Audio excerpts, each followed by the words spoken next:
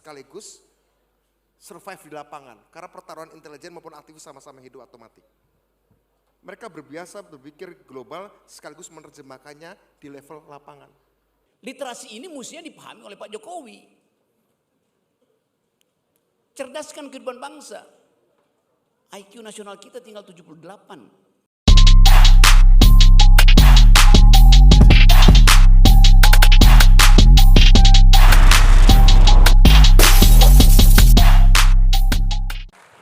Karena kita terbatas waktu dan ini masih banyak pertanyaan, saya cukupkan satu narasumber dulu karena teman-teman lain masih mau bertanya dan masih ada narasumber lain. Siapa? Sebutkan nama yang Jas Alma Mater Ungu, silahkan sebutkan nama, pertanyaan singkat saja karena teman-teman lain punya banyak pertanyaan lain. Silahkan.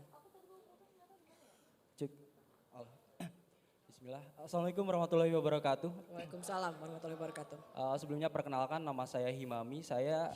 Himami. Himami. Iya, berasal dari Universitas Galuh, Kabupaten Ciamis. Oh, dari Ciamis. Iya, jauh datang ya. langsung dari Ciamis tadi. Selamat datang dari Ciamis. Hidup mahasiswa, hidup rakyat Indonesia. Terima kasih banyak sudah menyampaikan bagian dari kami, menyampaikan bentuk dari aspirasi yang memang seharusnya harus disampaikan oleh rekan mahasiswa semuanya. Betul. Terkait dengan hal ini, kita tentunya meneropong kepemimpinan masa depan. Ketika memang semalam saya masih di kereta, saya juga melihat daripada acara yang lainnya. Ini terkait dengan 3 baca pres. Terkait dengan hal itu, banyak sekali janji-janji yang diutarakan dan diinginkan mungkin oleh mereka. Karena tapi terkait dengan janji-janji mereka, kita tentunya tidak semuanya dapat memahami apa yang menjadi janji mereka, yakni terkait dengan poin literasi itu sendiri. Melihat dari poin literasi ini, sering sekali Bung Rocky itu menyampaikan tentang akal sehat dan juga kedunguan gitu. Melihat dari hal tersebut menjadi salah satu pemikiran-pemikiran yang harus kita perhatikan terkait dengan hal itu. Rekan-rekan mahasiswa di sini tidak hanya memberikan aksi, akan tapi memberikan solusi. Sudah seharusnya kita membuat tim seperti itu. Nah, melihat daripada hal ini, langsung kepada pertanyaan, meneropong kepemimpinan masa depan, tidak adanya bentuk yang diangkat terkait dengan poin literasi ini. Sedangkan dalam data kemenko.pmk.go.id, di situ sudah disampaikan bahwasannya kita berada di 62 dari 70 negara. Bagaimana menurut Bung dan juga kanda-kanda sekalian terkait dengan hal itu, boleh untuk disampaikan, karena kita perlu untuk memiliki kepemimpinan dan pemimpin yang memang benar-benar memperhatikan rakyatnya terkait dengan poin literasi dan juga pemikirannya. Baik, terima kasih, saya Himami. Wassalamualaikum Himami, warahmatullahi terima wabarakatuh. kasih. Himami, saya tanya dulu, berhubung kita terbatas waktu, narasumber juga sudah harus pulang. Kamu tunjuk ingin mendapatkan penjelasan dari narasumber, paling ingin dapat dari siapa? Poin-poin aja, silakan mau. Iya, Bang Budiman, dan juga kalau bisa ditambahkan sama Bung Rocky. Silakan. Terima kasih. Apa tadi pointivasi? Literasi. Literasi. Ya, terkait dengan Literasi. Saya kalau bicara soal literasi, saya ini bisa selamat karena literasi. Karena begini, saya bukan orang yang politisi atau bukan orang yang suka punya keterampilan ngumpulin duit, saya nggak punya. Tapi saya selama ini bisa survive begitu ya, dengan pakaian yang agak rapih seperti ini. Karena saya percaya bahwa ini karena literasi. Saya survive karena literasi. Saya pernah ditangkap 6 kali, selalu di ujung interogasi saya selalu berhasil meyakinkan interrogator saya untuk mendukung perjuangan saya. Karena soal literasi. Karena bagi saya, pada akhirnya apa yang membedakan seorang pemimpin dengan orang yang akan dipimpin adalah kesadaran dan kepekaan. Bagi saya literasi itu bukan cuma sekedar tahu dan mengerti. Enggak. Anda taruh seorang calon pemimpin, calon presiden berdebat. Anda drill itu seminggu, mungkin dia bisa ngomong. Tapi itu tidak akan pernah masuk internalisasi dirinya. Karena dia sebenarnya masih illiterate, dia tidak punya literasi. Dia hanya membaca, tapi dia tidak melihat itu sebagai sebuah kebutuhan. Nah, terus terang saja, saya nggak mengatakan bahwa Pak Ganjar atau Pak Anies tidak punya pemahaman tentang isu geopolitik. Saya pikir seminggu mereka belajar, mereka bisa.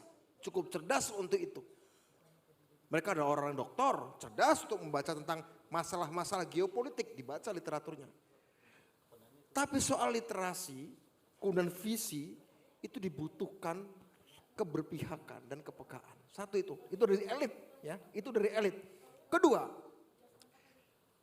zaman saya masih muda, persoalan kita adalah kekurangan informasi. Zaman kalian itu adalah kebanyakan informasi.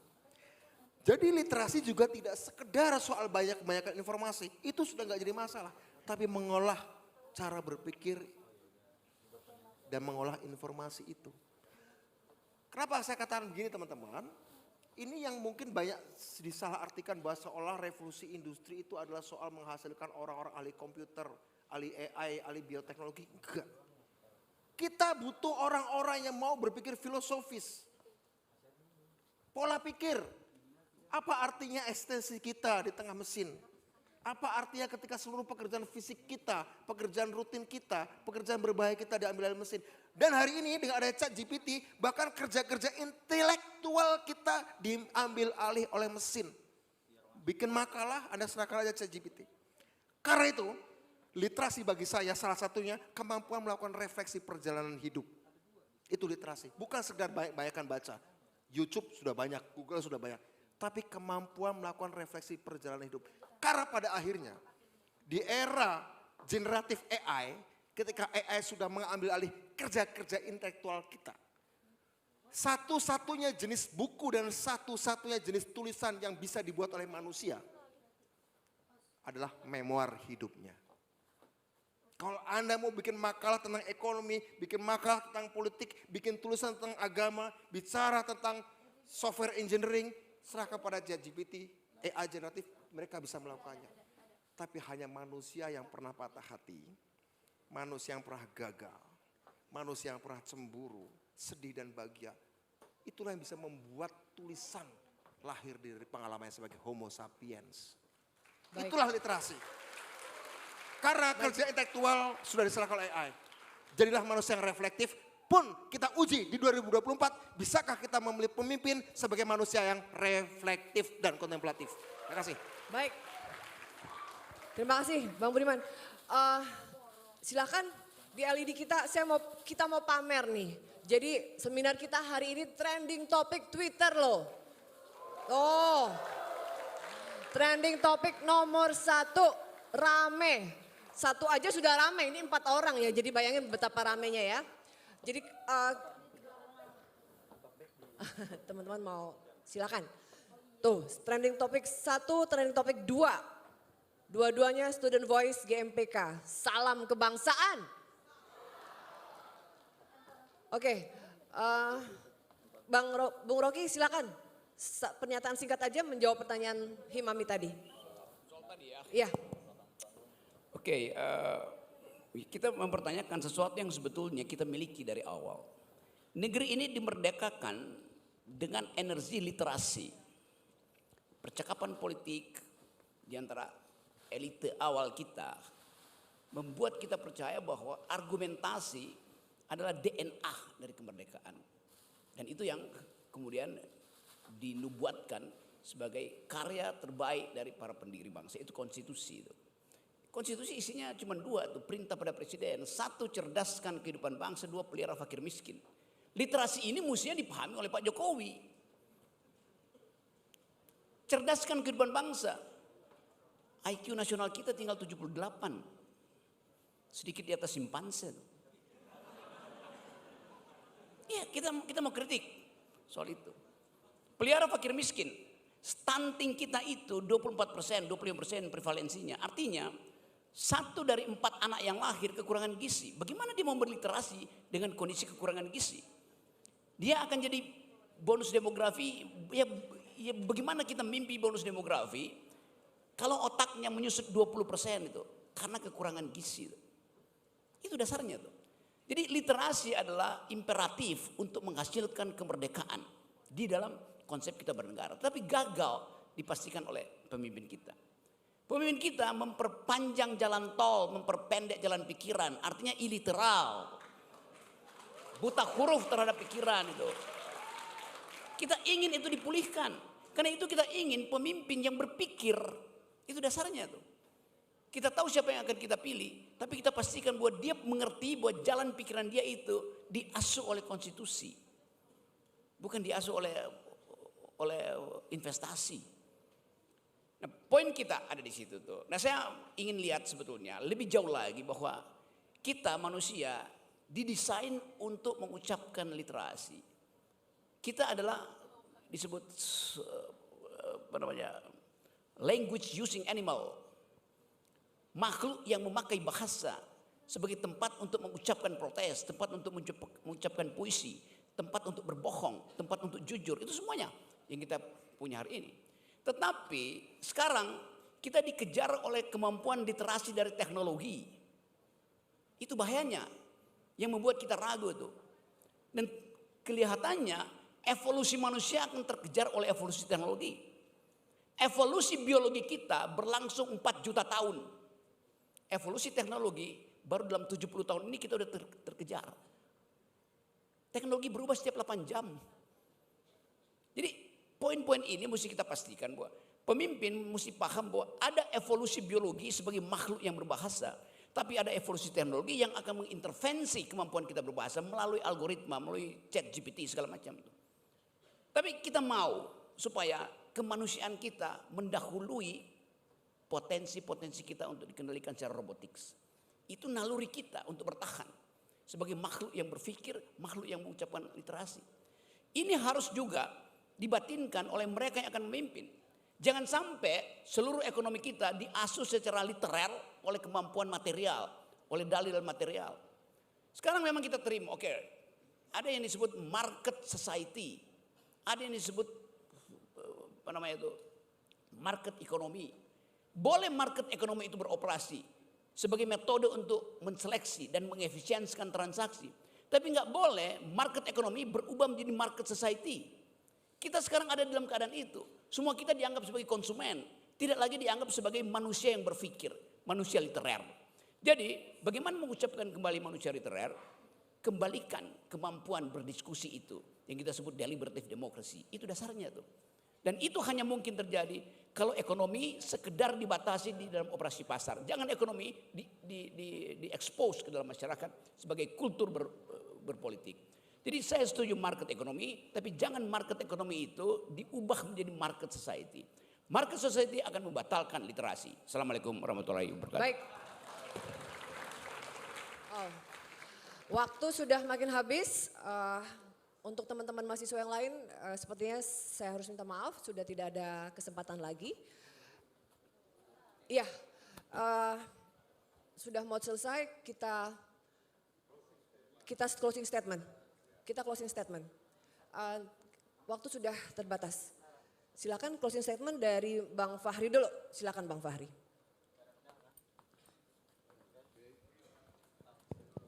Baik, pertama saya terima kasih kita jadi trending topik hari ini.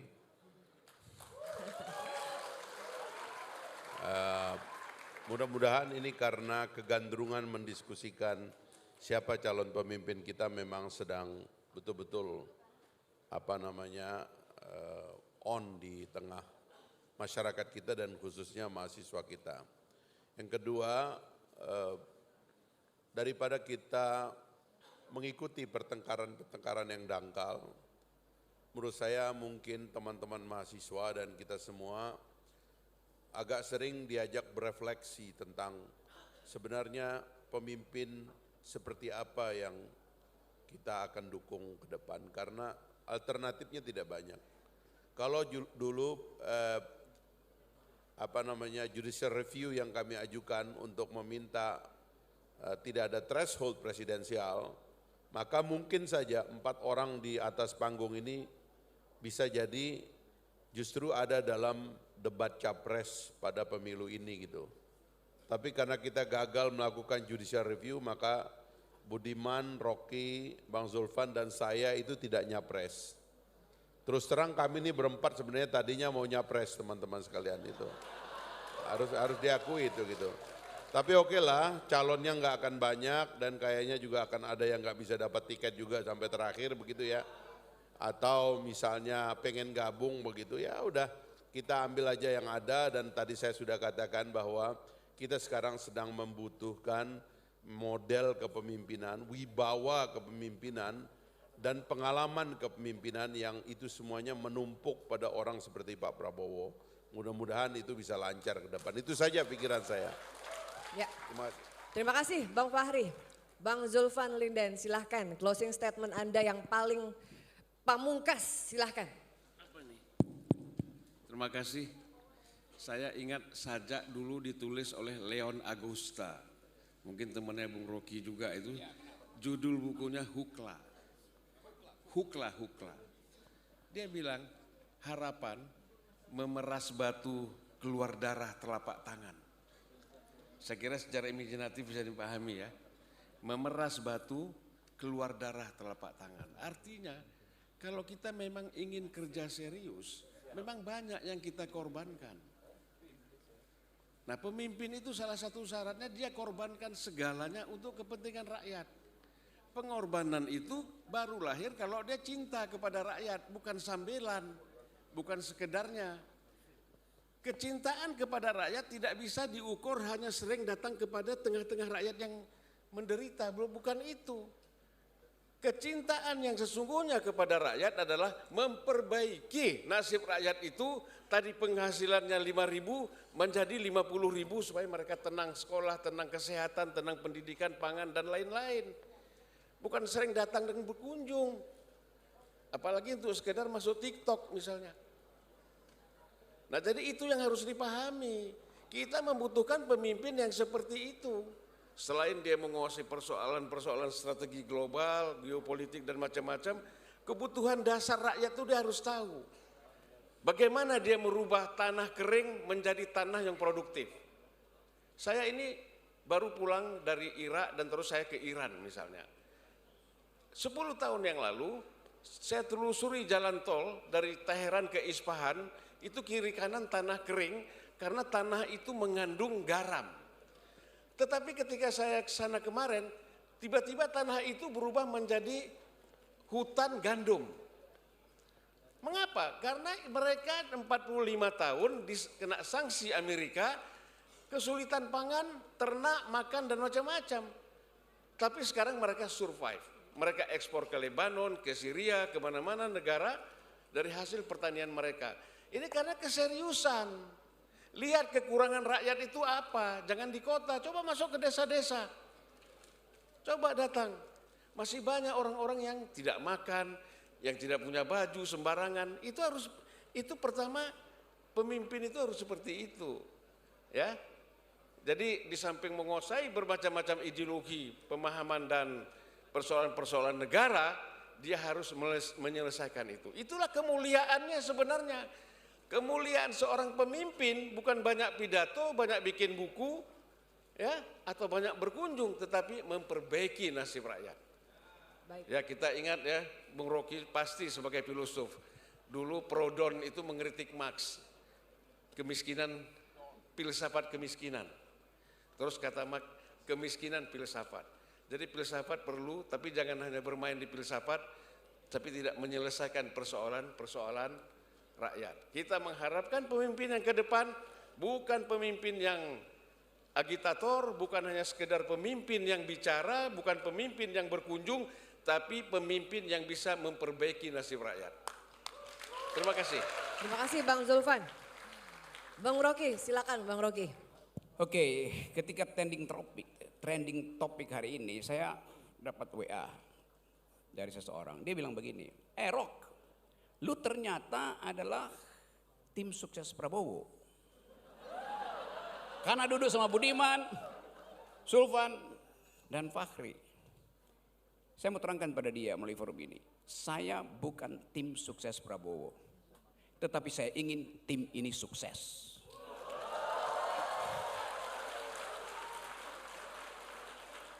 Saya dengar keterangan dari Zulfan. Dia membaca Leon Agusta. Leon adalah teman saya, senior angkatan 66. Saya ingat buku salah satu puisinya di Lukla, judulnya kira-kira Di Perbatasan. Puisi yang ditulis oleh Leon Agusta.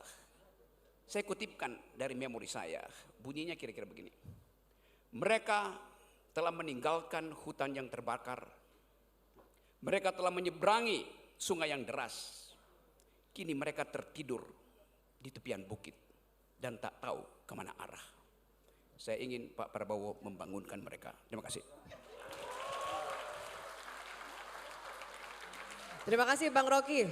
Terakhir, Bang Budiman Sujatmiko, silahkan closing statement Anda.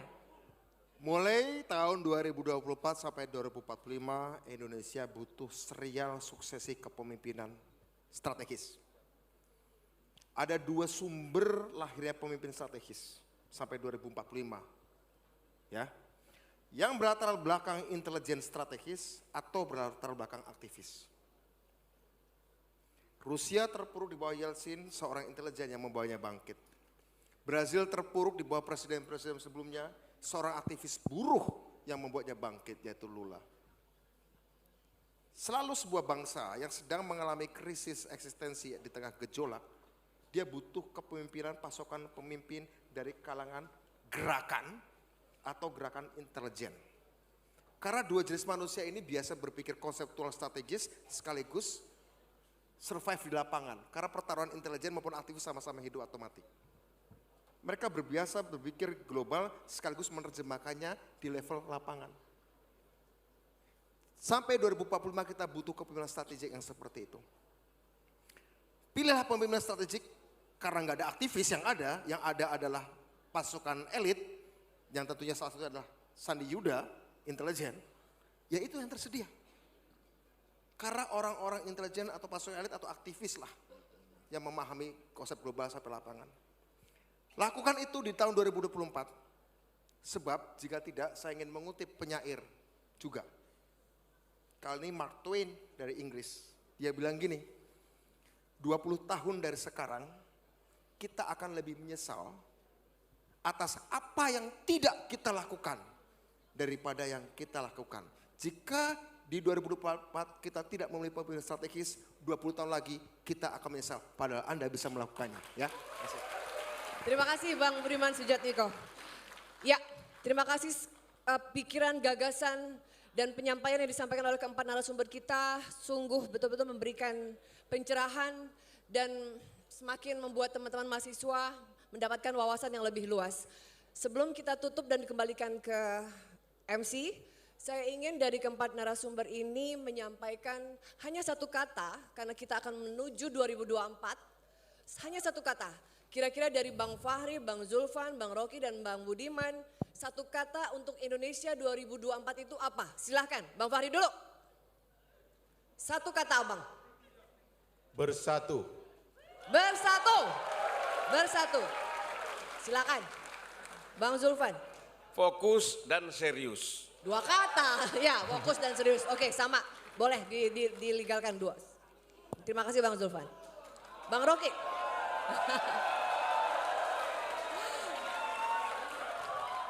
Jangan sampai satu kata ini nanti dilaporin loh Bang. Coba Bang Rocky.